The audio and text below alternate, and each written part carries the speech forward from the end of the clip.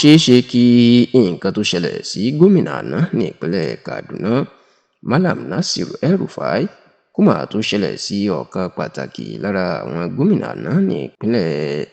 ilẹ̀ Haúsá, ìyẹn gómìnà àná ní ìpínlẹ̀ Jigawa Abubakar Badaru, pẹ̀lú bí ilé ìgbìmọ̀ aṣòfin ìpínlẹ̀ Jigawa bó ṣe ti fẹ́ bẹ̀rẹ̀ ìwádìí lórí àwọn bí ìjọba Badaru bó ṣe ná owó ìlú láàrin ọdún 2019 sọ́dún 2023 tó gbéjọba sílẹ̀. Ṣùgbọ́n tí àwọn kan tí wọ́n jẹ́ ọmọlẹ́yìn Abubakar Badaru tí wọ́n máa ti ń fẹ̀sùn kan ààrẹ Bọ́lá Ahmed Tinubu pé ọwọ́ lọ́wọ́ ìsọ̀ òun lòun Jákọ́bù èèyàn pé ààrẹ Bọ́lá Ahmed Tinubu ó mọ̀ nípa nǹkan tó fẹ́ ṣe sí Badaru yìí nítorí pé ó ti gbọ́ pé Badaru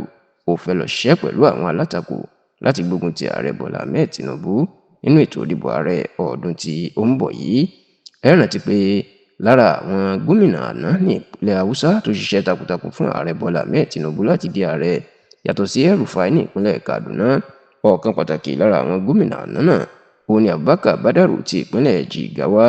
Ilé ìlú sì jẹ́ kí Tinubu kó dá lọ́lá lẹ́yìn ètò ìdìbò náà tó fún ní ipò tó ní agbára, ìyún ipò mínísítà ọ̀rọ̀ ààbò orílẹ̀-èdè yìí, ìyún Minister for Defence. Ṣùgbọ́n tó jẹ́ pé lópin ọdún tó kọjá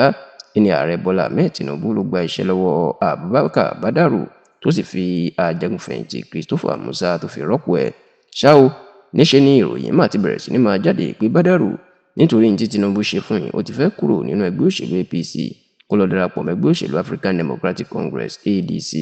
Ṣùgbọ́n tí Badaru tó ti sọ pé kò sóòótọ́ nù ẹ̀ o, ṣùgbọ́n pẹ̀lú bó ṣe sọ̀rọ̀ yìí níṣẹ́ lọ̀pọ̀ àwọn ọmọlẹ́yìn Badaru níṣẹ́ ni wọ́n máa ti ń ya kúrò nínú ẹgbẹ́ òṣèlú APC tó sì ń fojoojúmọ́ darapọ̀ mọ́ ẹgbẹ́ òṣèlú ADC.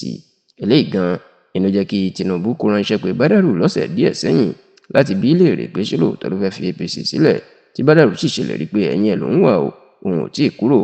Ṣá o, níṣẹ́ ni ara òrókun ara òrò ẹdìẹ láàrin gómìnà ìpínlẹ̀ Jigawa àti Badaru tó fi ṣe gómìnà, tó sì jẹ́ pé níṣẹ́ ni inú ń bí Badaru. Eléyìí gan ló sì fẹ́ kó fẹ́ fi ẹgbẹ́ òṣèlú APC sílẹ̀ wípé gómìnà ìpínlẹ̀ Jigawa ó ń tẹ ojú òun mọ́lẹ̀ gidigidi. Ṣá o, ní ọ̀sẹ̀ tá a wà yìí ni àwọn ilé ìgbìmọ̀ aṣòfin ìpínlẹ̀ Jigawa ni wọ́n fẹnu kò pé àwọn yóò ṣèwádìí bá ṣe náwó ìlú láàrin ọdún 2019 sọ́dún 2024, èyí tó jẹ́ pé Badaru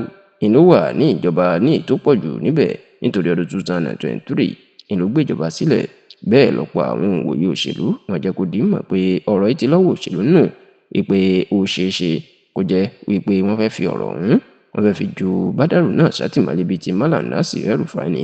Ṣá o, àwọn ọmọlẹ́yìn Badaru ti ń fẹ̀sùn kan Tinubu pé òun náà ló ń lo gómìnà ìpínlẹ̀ Jigawa